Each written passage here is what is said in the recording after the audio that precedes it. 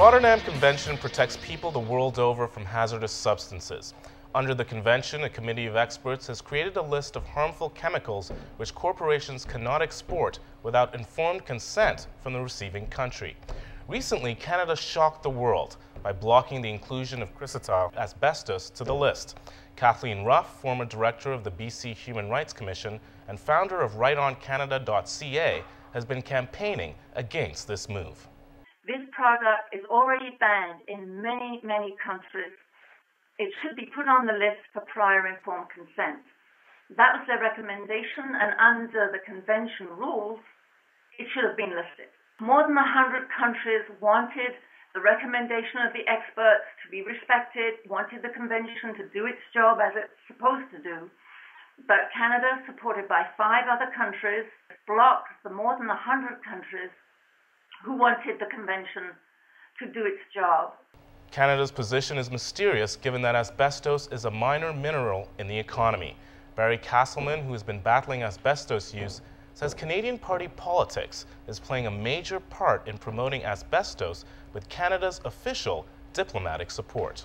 This has been a tradition with the Canadian federal government, is to try and subsidize and resuscitate the asbestos mining industry in Quebec.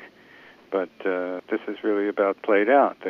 The competitors in the world are all closer to the markets, the main markets being in Asia, and the competitors being Kazakhstan and Russia, in South America, Brazil, and in Africa, Zimbabwe. These are industries in countries that don't have any regulation or protection of the workers for the most part, maybe a little in Brazil. The Canadians, between the shipping costs and the costs of trying to produce the mined material in a slightly hygienic way at least, can't compete with these other countries. So it's only a matter of time before the Canadian mines are closed down anyway. It seems Canada's internal politics is influencing decisions and making it a champion of a toxic substance like asbestos. Canada has had an asbestos industry in the province of Quebec for many decades, and it has been one of the leading exporters of asbestos around the world. That asbestos industry in Quebec is dying. It's down to just one company in operation. 80% of the workers have lost their jobs without any assistance from the government of Canada. Canada's chemical and asbestos lobby have been active in Geneva to prevent asbestos from being put on the Rotterdam list. Kathleen Ruff says it challenges the values Canada stands for. I don't know whether it's because our government at the moment, we have a minority government that is ideologically what you would call fundamentalist in terms of putting corporations' interests first and disregard the health and lives of people. I don't know.